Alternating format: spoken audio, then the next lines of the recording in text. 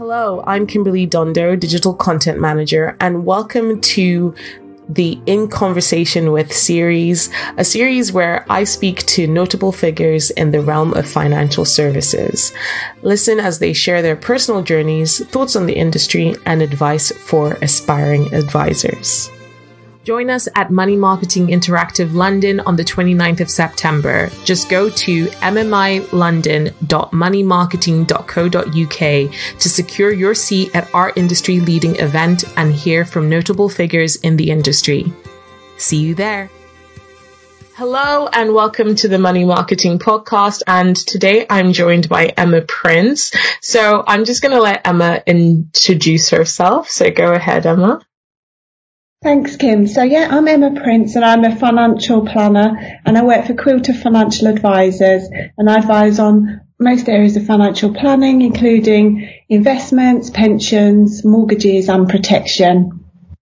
Okay, fantastic. So I find your path quite interesting because I think it might resonate with quite a few people in our audience because you are a second careerist and also you started during one of the craziest times in modern history during the pandemic, just as lockdown hit. So can you tell us a bit about your journey into becoming an advisor and what was that like for you? Yeah, definitely. So when I decided I wanted to go into financial advice, I looked at the different options. I decided to go through the financial advisor school in Quilter. So I did that in 2019, really enjoyed that and graduated February 2020. And then I officially was able to start in April 2020 as the pandemic was just hitting. Yeah. So that was a very interesting time. Obviously, I have a family. I've got 3 children, so I had the conundrum of how do I juggle homeschooling and starting my career. Wow! So I was started as a self-employed advisor. So that meant I could sort of be flexible in the hours that I worked. So that really helped. I had a lot of support from Quilter starting out. I got all the information and support that I needed to start working with clients. And I got myself known by just doing a lot of networking in my local area mainly, but also, as it was all online, I could access any group that all over the country. I could even go abroad if I want, but obviously with financial advice we have to work with clients in the UK. So I did a lot of online networking, talking to people, explaining what I can do to try and help grow my business. And that was what my first year was made up of, really. A lot of networking, a lot of talking to people, other professionals, telling them what I do and trying to sort of get some clients through the door and provide, the advice that I've been trained to give. That sounds really amazing. I think probably some people would be like, you're at a disadvantage starting during such a crazy time, with the lockdown and everything. But in the way I'm viewing it, it almost was like possibly a blessing because it's allowed you to figure out a different way to market yourself that's not just in person, in your local community, in the people that you come into contact with. Like you just said, that you could probably contact people who live abroad. Is that something that you find was an advantage for you, kind of having to adapt to that during the pandemic? Yeah, definitely. I think it was an advantage because I could almost join sort of 6 networking meetings in one day if I wanted to. And in those networking calls, there could be like 40 people there. So you're sort of accessing a huge population of people that might need your services or know people that might need your services. Right. So over, you know, in a day you can meet a lot of people, whereas if you were going out to events, the time to travel to the event, the time you know, talk to people before and after could take like half of your day for one event, but you could go to multiple if you were doing it at home in front of the computer. I guess as well, you feel a bit more protected when you're at home, you know, starting out. You know, if you can have some things to hand in front of you if you need to. You've got your home comforts. You can, you know, leave if you need to do something. So it's kind of much more. It was very flexible in that way. I could fit them in according to my schedule with, you know, my family life as well. So I could do more working from home. Although, you know, I was looking forward to meeting people and having that personal interaction. So when things did open up, it was nice to be able to do that. And some people I've been speaking to for a year without ever meeting them. So to actually meet them in person was really nice as well.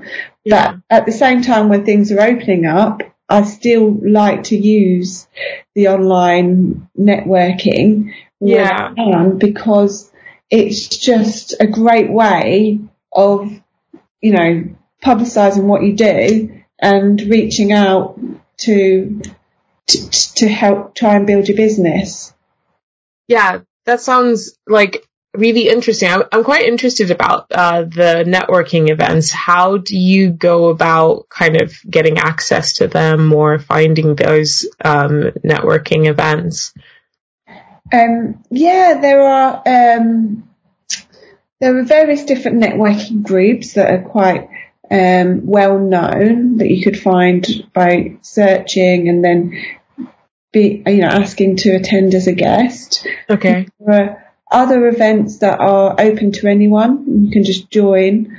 I think when you start going to a few, you speak to others who tell you about other networking groups. So it's a little bit word of mouth. Okay. But I spoke to other financial planners, asked which networking groups that they go to. Okay. And I attended those as guests. So there were some that I went to that didn't cost anything, and there was some where you pay an annual membership. So you have to weigh up if you think the benefit is going to be worthwhile. But what I would say is those networking groups were not only good for just getting clients, but also to give me business support. You know, if I need someone to help me with, you know, doing a bit of admin or a bit of marketing support or anything like that, you know, I had that contacts, you know, that I could contact book that I could go to try and, you know, help me with those things I needed help with. Yeah, that sounds. Those sound like a good, almost support system. Being able to find people within your industry and also get your name out there, really. Yeah.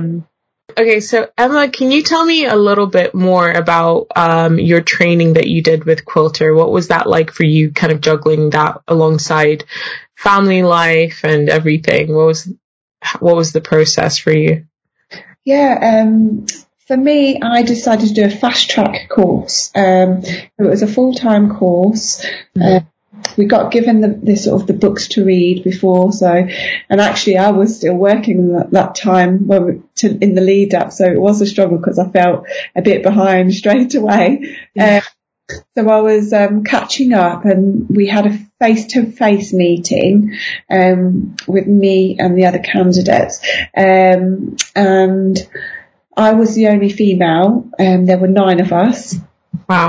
And we got given a personalised trainer, our own personal trainer, and he was great. So he talked us through the whole course and how it would work, and it's going to be a series of sort of daily webinars, personal reading, exercises, and face-to-face meetings, maybe once every few weeks. So, and that was in London, so I travelled to attend those. That was fine, as you know, I had childcare in place, and it meant I could really dedicate that time to going through any areas that I might have, you know, needed some support with my my trainer. It was a mixture of sort of role plays and sort of, sitting around a table and discussing how we would deal with certain situations.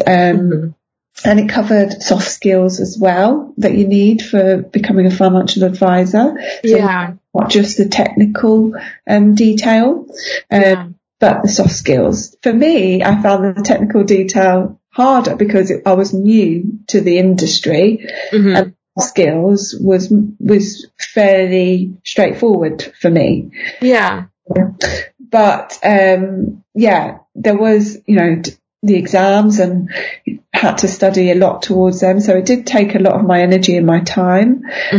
But obviously needed to be able to give professional advice to do that. And I had a really good experience with it. I am so pleased that I've done it, and feel that it's definitely an industry where I'll be staying for the rest of my career. Yeah. It sounds like a great industry just from feedback that I've heard from other people that I've spoken to. But one major area is that people kind of have issues with, especially dealing with clients, is jargon within the financial services industry. So I know that I saw on your LinkedIn profile you say that you want to eliminate, or you do eliminate, finance jargon. So what does that mean for you? Does that mean like simplifying it for layman's? How do you go about doing that?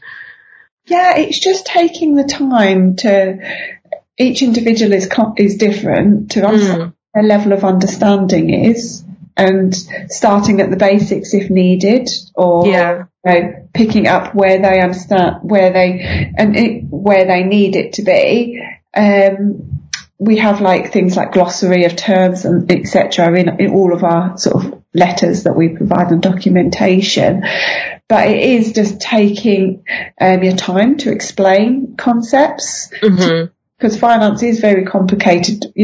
We've studied to for this, and therefore, someone else who hasn't studied for it, it's not always going to be straightforward. Everyone has their own specialisms, so you have to sort of explain, what things mean to them very carefully. And each meeting, I feel that with a new client, I want their understanding of what we're doing and why to be greater after each meeting, and to feel confident and happy about what we're doing. If a client is bamboozled by jargon, it's unlikely that they're going to want to continue working with you. They might feel, a bit sort of, this is sort of confusing to them. They feel disengaged with it. But to really bring them in the conversations and make them understand it's their meeting, and they can ask many questions as they want. And I'm asking, and I explain the questions that I'm asking, why I'm asking those, to get to a joint sort of goals in mind for that client. Yeah, I think that's really important to work with, like, the client's needs at the forefront. Obviously, there's consumer duty coming through soon. That's going to make that very, very important. But for you, what is your approach? Do you find that now you're almost leaning more towards the coaching side as well? Because I've heard quite a few advisors that I've been speaking to also talking about how they are either getting further training to become financial coaches alongside what they've already got, the knowledge that they already have as an advisor. So do you think that's an approach that you also want to take? It may be in the future. I'm not thinking down that route straight away. It's definitely, I'm hearing a lot of people going that route, particularly female advisors, going down the coaching route. I would say that when people come to us, come to financial advisors, it is a good idea that they've got an idea of their finances, what state they're in before they see us. Sometimes I have sort of people at the early stages of thinking, like, I've got a new job, I've got some savings, I don't know what to do, you know, I don't know what my expenses are. It might mean that they need to see a sort of a different person before seeing us, someone who can sort of help their budget planning and that sort of thing. So like a financial coach could help in that way. You know, it's a shame we're not taught it at school, and with Quilter, quite an advocate of trying to bring financial education into schools, into primary education, because there are so many fundamentals that are important in that you need in life when you come out, finish your studying or at school or higher education, and then you start working, and it's just knowing what to do when you have some money, you know, thing to do with that.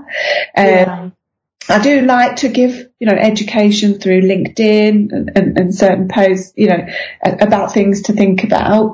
And finance is such a big sort of, you know, piece of like things you can talk about. Yeah. Sometimes I think for me, I'm looking at where I might want to specialise in, and not quite sure which area that might be yet. Right.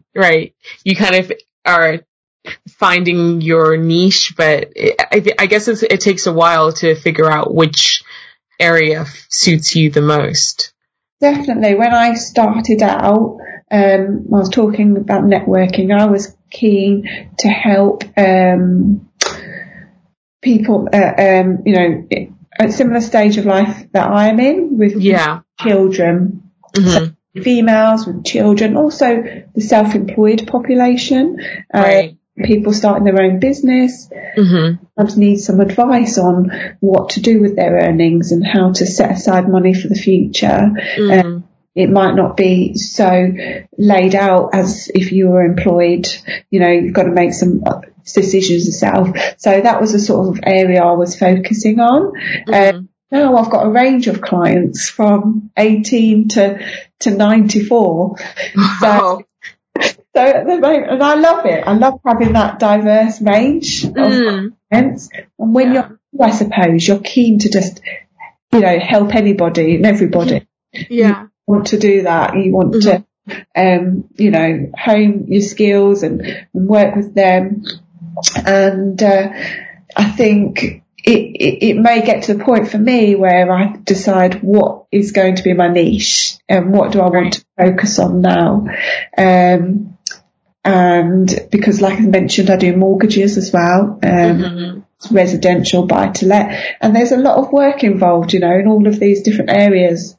So and I guess like the upkeep of knowledge, like having to understand any changes, anything that happens with it, each one, it's probably better to kind of like focus on one, whether it's protection, whether it's, you know, retirement or mortgages, then you know your area inside out. Or a set type of client, you know. Right. You know, some people I'll focus on women going through divorce, or I'll focus on people coming to the retirement stage. So I think there's several different areas you can consider, but I think I want to be careful that I don't want to cut people out that I might want to deal with. So, you don't want to marginalize yourself. You want to be open until, you know, you find your comfort zone, or the zone that works best for you. No, I love that. So what are your thoughts on the current state of financial services as an industry, or in working, and how it's working with clients, and how do you see it kind of progressing in the future? Yeah, sure. I think there's a few sort of areas that I think, you know, might change in the industry going forward. One of them is that I think there needs to be more women in the industry. So there are women in the industry as a whole, and I think there's about 40% of women in the financial sector. Mm-hmm. But this is including administration and support. Yeah. When you look at the studies of the percentage of financial planners or financial advisors in the industry, Mm-hmm.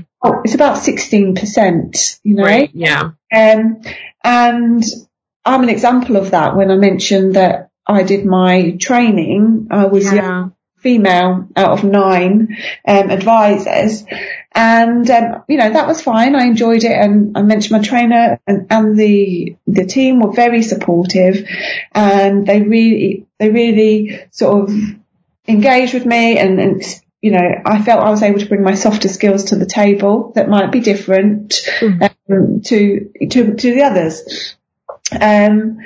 I have found, when I've been in the industry, some women have said to me, that they wanted a female advisor, and they're pleased with that. But other people might say that, but there might not be enough women to service those people. So some women might want a female advisor. Women do have different investment needs, financial goals, and relate to finance differently. Yeah. I think they might sometimes feel they want someone to trust and they can open up to relate to them, particularly if they're going through any major life events. Yeah. Such as, if they're going through a divorce, or they've been diagnosed with a serious illness, or they've had of the family. Mm-hmm. They might prefer that a female advisor. So it's definitely something I think the industry is looking at. Mm-hmm. Still a lot of work to do. I saw also a statistic the other day that from the Office of National Statistics, that by 2025, 65% of the UK's wealth will be controlled by women. Yes, I think I saw that recently. Our feature writer, Amanda, I think she was doing something around, women and finances. And I think one of her findings was that, because advisors tend to, with married couples, they tend to focus so much on the male partner, that statistically males tend to, pass sooner than their wives. So then the widows, because they never had contact with the advisors or anything, they will go off and find someone they're comfortable with, rather than being like, oh, you've been helping, my family for however many years. I'll continue with you. There's no preceding relationship there. So then they kind of lose that person just because they never made the effort to make it, to have conversations with both people, or maybe within that firm, have someone, if the wife felt more comfortable speaking to another woman, then being like, okay, we'll provide you with a female advisor that can speak to you as well. So I think, that is a very important piece, because it's, we do want equality, and I don't think this is anything against male advisors but there is just that level of comfort to speaking to someone you can relate to, and I don't think anyone can dispute that. So I think that is very important, especially if 65%, 64%? 65% will be controlled by women of the of the UK's wealth in 2025, which is, only a few years away. Yeah, exactly. And you want that wealth to be distributed wisely, obviously. So it is important to make a concerted effort to make sure that everyone is represented, I think. Just give them the option, isn't it? To give them the option. It shouldn't feel like a stuffy situation that, if they don't, people should be able to choose an advisor with the characteristics that they want to have. A suited and booted advisor, in a firm, they might be more interested in, a person similar to them who can meet with them, have a coffee with them. Someone of their choice. Might be that they want remote advice. There's so many, it's not just about male, female. It's just that it's just, we should have a broad, diverse spectrum of advisors there. Right. And the statistics for females is very low, for female financial planners. Yeah. And as I mentioned, there are women in the financial industry, but not necessarily financial planners. So perhaps there needs to be a drive for, for giving, those people in the support functions the confidence that if they want to become an advisor, introduce them to those role models that are advisors and let them speak to them. And if they are interested in doing it, it's a great place to be. Yeah. I think also it's important for financial advice to be marketed to people, because how did you find out about financial advice as a possible career after having, been in a previous role that was not within the industry? And for me, it was who I knew. So my husband worked in the financial services industry. Okay. That's where I'd seen about the industry and was interested in it. It was never really something that was evident when I'd finished my exams, as a career. It was I'd never seen it at sort of careers fairs particularly. Yeah. Becoming an accountant or an actuary. I did maths at university, and it wasn't something that was in my mind career. So I think definitely there's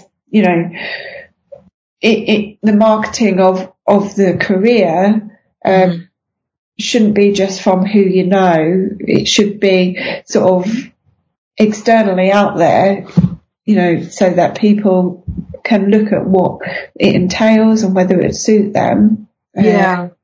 Right from when you finish your, university or finish school, even you don't need a degree for it,